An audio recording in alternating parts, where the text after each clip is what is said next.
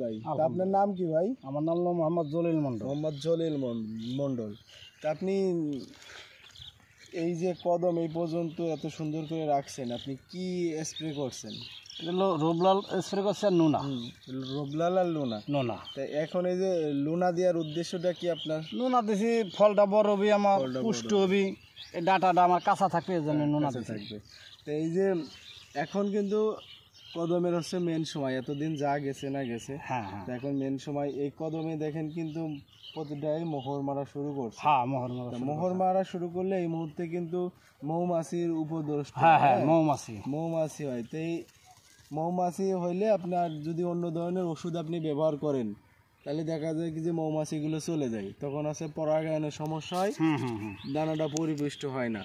তা আপনার আমি যে পরামর্শ দেবো সেটা হচ্ছিল অন্য কোনো বিভিন্ন ধরনের ওষুধ কীটনাশক ব্যবহার না করে আপনি একটা কোম্পানির ওষুধ আছে, সেটা হচ্ছিল ভায়াগো SC তরল। আপনি 16 লিটারে 8 মিলিয়ার ব্যবহার যদি করেন, তাহলে এই সময় একটা ছটকা পোকা, লেদা পোকা লাগে, ঠিক আছে, যা হলে ফুলগুলো একদমই নষ্ট করে দেয়। তা এই লেদা পোকা, ছটকা পোকার জন্য আপনি ভায়াগো SC ব্যবহার করতে পারেন 16 লিটারে 8 মিলি। আর সাথে আপনি ডাইথেন অথবা ইনফিনিটো প্রো দাইথেন ব্যবহার করতে পারেন, যাতে ফুলগুলো শুকায় না যায়। অনেক সময় রোদের তাপে শুকায় গেলে ফুলের দানাগুলো পরিপুষ্ট হয় না, পরাগায়ন হয় না।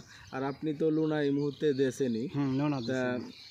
আপনার যারা চাষি আছে আপনাদের বলবেন যে এই ফুল অবস্থায় আপনি লুনা এবং ডাইথেন আর হচ্ছে ভায়াগো SC এই পরিমিত মাত্রায় ব্যবহার করলে কদমের চিটার পরিমাণ কম হবে এবং দানাগুলো পরিপুষ্ট থাকবে, ঠিক আছে।